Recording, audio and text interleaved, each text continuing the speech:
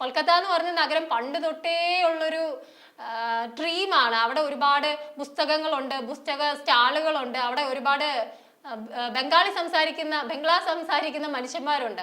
ഏറ്റവും നന്നായി വായിക്കുന്ന ആളുകൾക്ക് എപ്പോഴും ഒരു പുസ്തകം എഴുതുക എന്നുള്ളതാണ് വലിയൊരു ഡ്രീം. അങ്ങനെയാണ് എനിക്ക് തോന്നുന്നത്. ഈ കല്ലുമ്മക്കായ എന്നോട് ആരോ പറഞ്ഞു തന്നത് റോഡ് അരികിൽ ഇങ്ങനെ മരത്തിൽ വളരുന്ന ഒരു സംഭവമായിരുന്നു എനിക്ക് പറഞ്ഞു തന്നത്. അതൊരു കായാണ്, അത് അതിൽ വളരുന്ന ഒരു കായ എന്നായിരുന്നു എനിക്ക് പറഞ്ഞു തന്നത്. നമ്മൾ ശരിക്കും പറഞ്ഞാൽ ഇപ്പോൾ നമുക്ക് ഒരുപാട് പേരിങ്ങനെ ഒരുപാട് സ്ഥലങ്ങളെ പറ്റിയിട്ട് പറഞ്ഞു തരുന്നുണ്ടായിരിക്കും, ചില പോവാത്ത ആളുകളൊക്കെ. പക്ഷെ നമ്മൾ എപ്പോഴും പോയി കാണാന്നുള്ളതാണ്.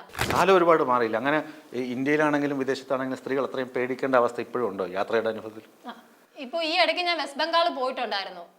നമ്മുടെ ഒരു ഡോക്ടർ ഈ ഇടയ്ക്ക് മരിച്ചു, അവിടെ ഉള്ള ഒരു ഡോക്ടർ ഈ ഇടയ്ക്ക് മരിച്ചിട്ടുണ്ടായിരുന്നു. അപ്പോൾ എൻ്റെ ഒരു ഉള്ളിൽ കൊൽക്കത്തയിൽ ചെന്ന് ഇറങ്ങുമ്പോഴത്തേക്ക് അവർ ഇനി നമ്മളെ സ്റ്റെയർ ചെയ്യത്തില്ല, ഇനി നമ്മളെ നോക്കത്തില്ല എന്നായിരുന്നു എൻ്റെ ഒരു ചിന്ത. പക്ഷെ അവിടെ ചെന്നപ്പോഴത്തേക്ക് അത്രയും വെൽ ഡ്രസ്ഡ് ആയിട്ട് ഞാൻ മുഴുവൻ എൻ്റെ ശരീരഭാഗം മുഴുവൻ മറച്ച് നടന്നിട്ട് പോലും ആളുകൾ എന്നെ വളരെ വൾഗറായിട്ട് സ്റ്റെയർ ചെയ്യുന്നുണ്ടായിരുന്നു. അതെന്തുകൊണ്ടാണെന്ന് എനിക്ക് അറിഞ്ഞുകൂടാ. പക്ഷെ എന്നെ പേടിപ്പിക്കുന്ന തരത്തിലുള്ള സ്റ്റെയറിംഗ് ആണ് പലതും. അപ്പൊ എനിക്ക് അവിടെ ഒരു ഇന്ത്യൻ കോഫി ഹൗസ് ഉണ്ട് കൊൽക്കത്തയിലുള്ള. അപ്പോൾ എനിക്ക് ഭയങ്കര ഇഷ്ടമാണ്. കൊൽക്കത്ത എന്ന് പറഞ്ഞ നഗരം പണ്ട് തൊട്ടേ ഉള്ളൊരു ഡ്രീമാണ്. അവിടെ ഒരുപാട് പുസ്തകങ്ങളുണ്ട്, പുസ്തക സ്റ്റാളുകളുണ്ട്, അവിടെ ഒരുപാട് ബംഗ്ലാ സംസാരിക്കുന്ന മനുഷ്യന്മാരുണ്ട്. ഇപ്പൊ ഈ ബംഗാളി എന്നൊരു ലാംഗ്വേജ് അല്ലെ ബംഗാൾ എന്ന് പറഞ്ഞൊരു സ്ഥലം തന്നെ എനിക്ക് മനസ്സിലാവാക്കാനുള്ളൊരു കാരണം മാധവിക്കുട്ടിയുടെ കഥകളാണ്. മാധവിക്കുട്ടിയുടെ കഥകളിനകത്ത് അദ്ദേഹം കൊൽക്കത്തയിൽ ജീവിച്ചിരുന്നു എന്ന് പ്രതിപാദിച്ചിട്ടുണ്ട്. അതേപോലെ തന്നെ എനിക്ക് ബംഗാളിൽ ഏറ്റവും കൂടുതൽ ഇഷ്ടമുള്ള ഒരു റൈറ്ററാണ് തസ്ലീമ നസ്രീൻ. ഇപ്പൊ പുള്ളിക്കാരിയുടെ ബംഗാൾ വിഭജനവുമായിട്ട് ബന്ധപ്പെട്ടിട്ടുള്ള പുസ്തകങ്ങൾ ഇറങ്ങിയിട്ടുണ്ടായിരുന്നു. അന്ന് ഞാൻ 8ാം ക്ലാസ്സിലോ 9ാം ക്ലാസ്സിലോ പഠിക്കുന്ന സമയത്താണ് ആ പുസ്തകം വായിക്കുന്നത്. ആ സമയം വായിക്കുമ്പോഴത്തേക്കൊക്കെ എനിക്ക് എങ്ങനെയെങ്കിലും അങ്ങോട്ടൊന്ന് എത്തിപ്പെടണം എന്നായിരുന്നു. ഇപ്പൊ ഭാഗ്യത്തിന് ഒരു 2ഓ 3ഓ വട്ടത്തിൽ കൂടുതൽ എനിക്ക് കൊൽക്കത്തയിലും വെസ്റ്റ് ബംഗാളിലും പോകാൻ വേണ്ടിയിട്ട് സാധിച്ചു. ഇപ്പൊ ബംഗാളികളൊക്കെ കേരളത്തിലാണ്. അതെ, പക്ഷെ നമ്മൾ ഉദ്ദേശിക്കുന്ന ബംഗാളികൾ വേറെയാണ്. നമ്മൾ ഉദ്ദേശിക്കുന്ന ബംഗാളികൾ എന്ന് പറയുന്നത് ആ ഒരു ഉത്തരേന്ത്യയിൽ നിന്ന് വരുന്ന എല്ലാവരെയും നമുക്ക് ബംഗാളികളാണ്, അല്ലാതെ ബംഗാളിലുള്ള ആളുകളെ അല്ല നമ്മൾ ബംഗാളി എന്ന് പറയുന്നത്. നമ്മൾ അവിടെ ഉത്തരേന്ത്യ പോയാലും നമ്മളെല്ലാവരും തമിഴ് തന്നെ പറയത്തുള്ളൂ. മദ്രാസീസ് എന്നാണ് പറഞ്ഞുകൊണ്ടിരിക്കുന്നത്. പക്ഷെ എപ്പോഴും കേരളത്തിന് ഒരു പ്രധാനമായ ഒരു സ്ഥാനം കൊടുത്തിട്ടുണ്ട്. തമിഴ്നാടും കേരളമൊക്കെ ഒരുപോലെ കാണുന്നുണ്ടെങ്കിലും കേരളത്തിൽ നിന്നാണെന്ന് പറയുമ്പോഴത്തേക്ക് അവർക്ക് ആദ്യം ഓർമ്മ വരുന്നത് എഡ്യൂക്കേഷന്റെ കാര്യമാണ്. നമ്മൾ വെൽ എഡ്യൂക്കേറ്റഡ് ആയിട്ടുള്ള ആൾക്കാരാണെന്ന് അവർക്കൊരു ചിന്തയുണ്ട്. എന്നോട് പലരും ചോദിച്ചിട്ടുണ്ട്, നമ്മുടെ ഇവിടെയുള്ള ആളുകളിലാണ് ഏറ്റവും കൂടുതൽ നേഴ്സുമാരെന്ന്. എന്തുകൊണ്ട് സ്ത്രീകൾ ഇത്രയധികം നേഴ്സിംഗ് പഠിക്കുന്നു, എന്തുകൊണ്ട് ഇത്രയധികം ആളുകൾ പഠിക്കാൻ വേണ്ടിയിട്ട് കഴിയുന്നു എന്ന് എല്ലാവരും ചോദിക്കാറുണ്ട്. അതുപോലെ ഇപ്പോൾ നേപ്പാൾ കണ്ടു, ഭൂട്ടാൻ കണ്ടു, ഇന്ത്യയിലെ വിവിധ സംസ്ഥാനങ്ങളിലൂടെ യാത്ര ചെയ്തു, കേരളത്തിലും ഒട്ടനവധി സ്ഥലങ്ങളിൽ താമസിച്ചു, ഇപ്പോൾ കേരളത്തിൽ ജീവിക്കുകയും ജോലി ചെയ്യുകയും ചെയ്യുന്നു. ഈ കണ്ടതിൽ വെച്ച് ഏറ്റവും മനോഹരമായ നാട്, സംസ്കാരം, വൃത്തി ഇതൊക്കെ ഉള്ളത് എവിടെയാണ്? കണ്ടത്തിൽ വെച്ചിട്ട് ഏറ്റവും എനിക്ക് ഇഷ്ടമുള്ള സ്ഥലം എൻ്റെ സ്ഥലം തന്നെയാണ്. അതെന്താണെന്ന് അറിഞ്ഞൂടാ. ഞാൻ ജനിച്ച ആ റൂട്ട് വന്ന സ്ഥലം ആയതുകൊണ്ടായിരിക്കാം എനിക്ക് ഏറ്റവും കൂടുതൽ ഇഷ്ടം എൻ്റെ സ്ഥലമാണ്. പക്ഷേ പണ്ടൊക്കെ എൻ്റെ സ്ഥലത്ത് നിന്ന് എങ്ങനെയെങ്കിലും പോയി വേറെ സ്ഥലത്ത് ജീവിക്കണമെന്ന് ആഗ്രഹിച്ചിരുന്ന ഒരാളായിരുന്നു ഞാൻ. പക്ഷെ കുറേ നാൾ കഴിഞ്ഞപ്പം, കുറേ വർഷങ്ങൾ കഴിഞ്ഞപ്പോഴത്തേക്ക് എനിക്ക് ഒരു റിയലൈസേഷൻ വന്നു, നമ്മുടെ റൂട്ടിനൊപ്പം വേറൊരു റൂട്ടും വരത്തില്ല എന്നുള്ളത്. നമുക്കുള്ള ആളുകൾക്കപ്പുറം വേറൊരാളുകളും ഉണ്ടായിരിക്കില്ല എന്നൊരു റിയലൈസേഷൻ ഒരുപാട് നാടുകളിൽ എൻ്റെ ഉമ്മ പറയുന്ന പോലെ തെണ്ടിത്തിരിഞ്ഞ് അലിഞ്ഞ് നടന്നപ്പോൾ എനിക്ക് മനസ്സിലായ ഒരു കാര്യമാണ്. പിന്നെ എനിക്ക് ഏറ്റവും കൂടുതൽ ഇഷ്ടപ്പെട്ട അല്ലെങ്കിൽ എൻ്റെ ഏറ്റവും വലിയ ഡ്രീം എന്ന് പറഞ്ഞ മറ്റ് 2 സ്ഥലങ്ങൾ ഹിമാചൽ പ്രദേശും കാശ്മീരുമാണ്. നമ്മുടെ മലയാളികളുടെ എന്നത്തെ കാലത്തെ സ്വപ്നമാണ് മഞ്ഞ് കാണുക എന്നുള്ളത്. മഞ്ഞ് എല്ലാവർക്കും ഭയങ്കര എക്സൈറ്റ്മെന്റ് ഉണ്ടാക്കുന്ന ഒരു എലമെന്റ് ആണ് മഞ്ഞ്. ഈ കോടമഞ്ഞ് എന്ന് കേൾക്കുമ്പോൾ തന്നെ നമുക്ക് ഭയങ്കര സന്തോഷമാണ്. എന്ന് വെച്ചാൽ കോടമഞ്ഞ്, ഇടുക്കിയിൽ പോകുന്നു, വയനാട് പോകുന്നു, എല്ലാ സ്ഥലങ്ങളിലും നമ്മൾ പോകുന്നത് ആ കോടമഞ്ഞ് കാണാൻ വേണ്ടിയിട്ടാണ്. ഇവിടെ അടുത്ത് കിടക്കുന്ന കൊടൈക്കനാലും ഊട്ടിയൊക്കെ നമ്മുടെ ഫേവറേറ്റ് ആവുന്നത് അവിടെ കോടമഞ്ഞുണ്ട്. അവിടെ തണുത്ത പ്രദേശം ആയതുകൊണ്ടാണ് നമ്മൾ അങ്ങോട്ട് പോകുന്നത്. അപ്പൊ കണ്ടതിൽ ഏറ്റവും എക്സൈറ്റ്മെന്റ്, ഞാൻ കരഞ്ഞു പോയിട്ടുള്ളത് കാശ്മീരിലെ മഞ്ഞ് കണ്ടപ്പോഴാണ്. ആ ഒരു ഫസ്റ്റ് ടൈം ആ ഒരു സ്നോഫോൾ വിറ്റ്നസ് ചെയ്യുമ്പോൾ, അല്ല ഫസ്റ്റ് ടൈം ആ ഒരു മഞ്ഞ് കയ്യിലെടുക്കുമ്പോൾ എനിക്ക് എൻ്റെ ലൈഫിലെ ഒരു 13 വയസ്സ് അല്ലെ 12 വയസ്സുള്ളപ്പോൾ കണ്ട ആ ഒരു ചെറിയ കുട്ടിയുടെ മോഹമാണ് എൻ്റെ ഉള്ളിൽ വന്നത്. അതെനിക്ക് കാണാൻ വേണ്ടി സാധിച്ചല്ലോ എന്നൊരു ഗ്രേറ്റ്ഫുൾനെസ് എൻ്റെ ഉള്ളിൽ വന്നായിരുന്നു. അതേപോലെ തന്നെ ഇത്രയും സ്ഥലങ്ങൾ യാത്ര ചെയ്തപ്പോൾ, എന്ന് വെച്ചാൽ ഇത്രയും സ്ഥലങ്ങൾ എന്ന് പറഞ്ഞാൽ അത് ഒരുപാട് സ്ഥലങ്ങളൊന്നും അല്ല, പക്ഷെ എന്നാലും എനിക്ക് എന്നിൽ പ്രകടമായി കണ്ട മാറ്റം, ഞാൻ കുറച്ചും കൂടെ ഹമ്പിൾ ആയി എന്നുള്ളതാണ്. എൻ്റെ ഉള്ളിലെ ഒരുപാട് ഈഗോ എൻ്റെ ഉള്ളിലെ കുറേ ഈഗോ ക്ലാഷസും എൻ്റെ പേഴ്സണാലിറ്റിയും മാറ്റാൻ വേണ്ടി ഈ യാത്രകൾക്ക് കഴിഞ്ഞു എന്നുള്ളതാണ്. പുസ്തകത്തിലൂടെ സ്ഥലങ്ങളെ അറിഞ്ഞു, സ്ഥലങ്ങളിലൂടെ വ്യക്തികളെ അറിഞ്ഞു, സ്വയം ഹമ്പിളായി എന്ന് പറഞ്ഞു. അങ്ങനെ പുസ്തകത്തിലൂടെ സഞ്ചരിച്ച്, പുസ്തകത്താളുകളിൽ കണ്ട സ്ഥലങ്ങൾ സഞ്ചരിച്ച് ആളുമാറി പുസ്തകത്തിലേക്ക് ഒതുങ്ങുന്നു, എഴുത്തുകാരിയാകുന്നു. ഇതിനെക്കുറിച്ച് എന്താ ഈ ഒരു പരിവർത്തനം? അത് വളരെ നല്ലൊരു പരിവർത്തനമായിരുന്നു. അതെനിക്ക് വളരെയധികം ഇഷ്ടമായി സാറ് പറഞ്ഞത്.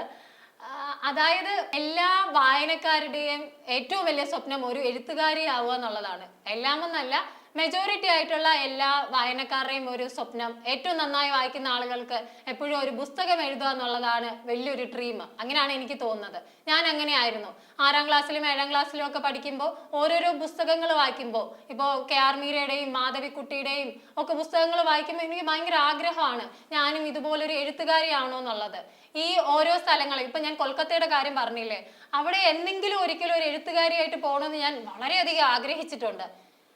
ഭാഗ്യവശാല് എൻ്റെ ഭാഗ്യം എനിക്കുള്ളത് കൊണ്ടായിരിക്കാം എനിക്ക് അവിടെ പോകാനും ഒരു എഴുത്തുകാരിയായിട്ട് അങ്ങോട്ട് പോകാൻ വേണ്ടിയിട്ട് എനിക്ക് സാധിച്ചു. ഞാൻ ഫസ്റ്റ് ബുക്ക് എഴുതണമെന്ന് വിചാരിച്ചത് ട്രാവലോഗായിരുന്നു.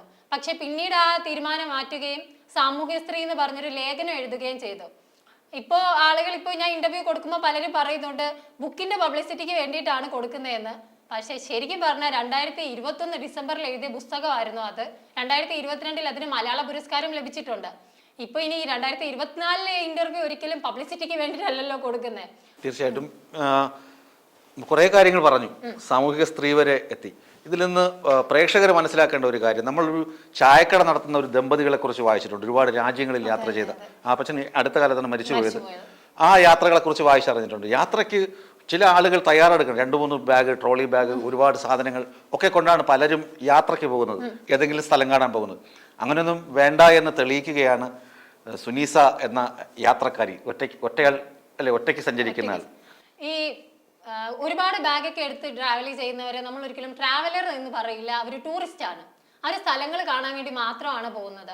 അവരൊരു നിശ്ചിതമായിട്ടുള്ള പാക്കേജ് ഒക്കെ എടുത്ത് അവർ കറക്റ്റായിട്ട് ഇന്ന സ്ഥലങ്ങൾ പോയി കാണണം. അവർക്കൊരിക്കലും ചിലപ്പോൾ സാംസ്കാരികമായിട്ട് എന്തെങ്കിലും കാണണമെന്നോ അല്ലെങ്കിൽ അവിടെയുള്ള സ്ഥലങ്ങളെ പറ്റിയിട്ട് ഒരുപാട് മനസ്സിലാക്കണോ അങ്ങനത്തുള്ള ആഗ്രഹങ്ങളൊന്നും ഉണ്ടായിരിക്കത്തില്ല. ഇപ്പോൾ ഇന്നത്തെ ഇവിടം വെച്ച് വരെ നോക്കുകയാണെങ്കിൽ ഞാൻ പല യാത്രകളും ഒറ്റയാൾ യാത്രകളാണ് ചെയ്തിട്ടുള്ളത്. എൻ്റെ യാത്രകളുടെ തുടക്കം ഒറ്റയാളായിരുന്നു. കാര്യം എനിക്ക് കൂടെ വരാൻ ആരും ഇല്ലായിരുന്നു. എൻ്റെ സ്വപ്നങ്ങൾക്ക് കൂട്ടുനിൽക്കാൻ എനിക്ക് ആരും ഇല്ലായിരുന്നു. അപ്പോൾ ഈ കേരളത്തിലെ കാര്യം പറയുകയാണെങ്കിൽ തന്നെ എനിക്ക് കൽപ്പാത്തിയിൽ പോകാന്നുള്ളത് ഒരു വലിയ ആഗ്രഹമായിരുന്നു. നിലമ്പൂർ പോകാന്നുള്ളത് മറ്റൊരു ആഗ്രഹമായിരുന്നു. കോഴിക്കോട് എന്ന് പറയുന്നത് എന്നെ സംബന്ധിച്ചിടത്തോളം ഒരു വലിയൊരു ഡ്രീമായിരുന്നു. ഞാൻ എപ്പോഴും ചിന്തിക്കുന്നത് എനിക്ക് കോഴിക്കോട് പോകാൻ കഴിയുമോ.